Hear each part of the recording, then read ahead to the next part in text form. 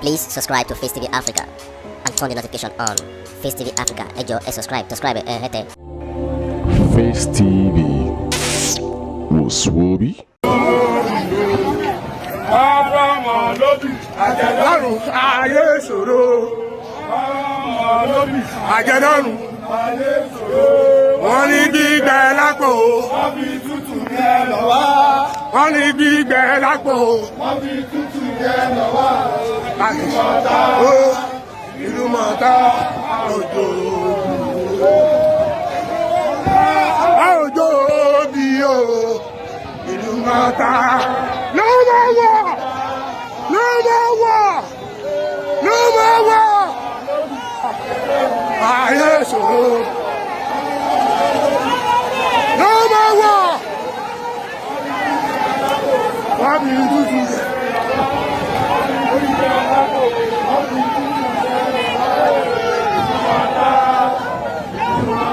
Ló máa wọ̀.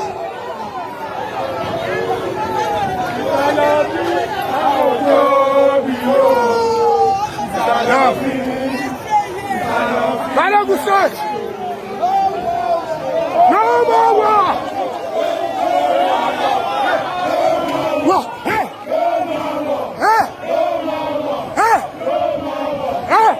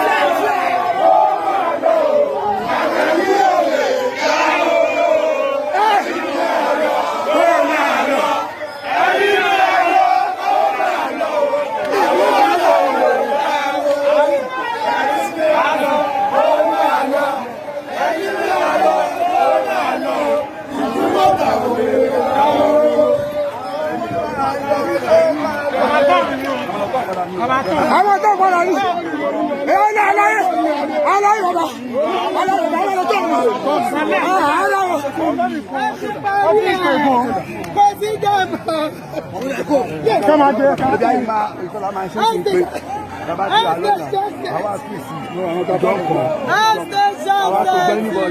a ṣe pati bẹ́ẹ̀ bọ̀ dájọ́ ṣe pati kan gbogbo ìgbà mọ̀ pé gbogbo àdúgbò wa wọ́n gbọ́. Ṣẹ́jẹ́ sí dé. Ẹ̀yin ní àná kó máa lọ. Ẹ̀yin ní àná kó máa lọ. Ìdúmọ̀ta ò lè dá oró.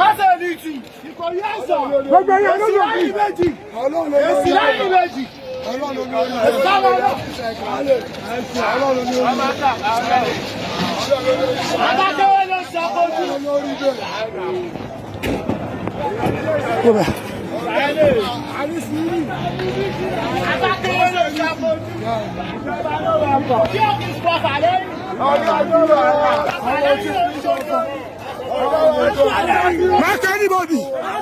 Oh, Tanewa, mark anybody. Oh, Tanewa.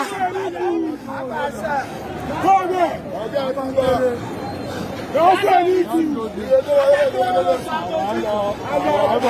Ojú tani tí ò lè lọ. Bákan yọ̀ tẹ̀. Ìbọn ọ̀yà báwo. Ẹ lọ. Ọ̀gá ọ̀gbẹ́. You guys are calling me. Oh yeah!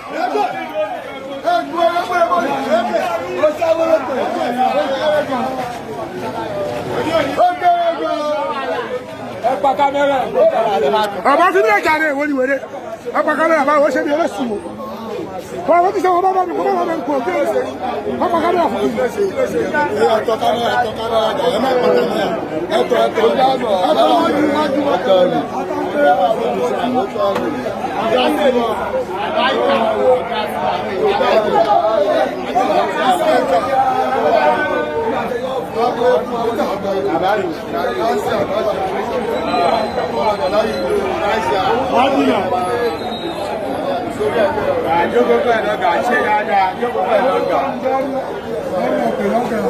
ọ̀gá ayọ̀ ó pọ̀ yàmà. Wọ́n lọ. Ó ṣe nínú rẹ̀ kọ́. Ó ṣe. Àdébà. Àwọn ilé òtẹ́lẹ̀ wà. Wọ́n lé ọba. Ogun wọn adára ni wà láì. Jókòó báyìí. Àánú. Jókòó báyìí. Jókòó. Àánú. Jókòó síbẹ̀ má kú jókòó. Ó yá. Ìjọba tó jà. Owó níjọba ìwé wèrè every second. Ìjọba kòókò làálàá. Kò sí wàhálà. Ìjọba làálàá kókò. Ẹ̀mọ̀ fẹ́. Ó yá. Ọlọ́run ló ṣe o. Ọlọ́run ló ṣe o. Ìrìn náà ni kò mọ́kò jẹ́ ń bẹ̀. Wèrè ṣe ni.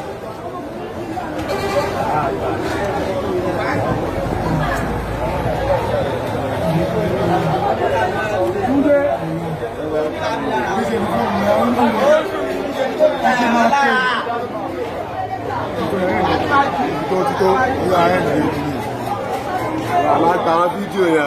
Please subscribe to Face TV Africa and turn the notification on. Face TV Africa, ẹ jọ̀ọ́ ẹ subscribe hete. Face TV was Swoby.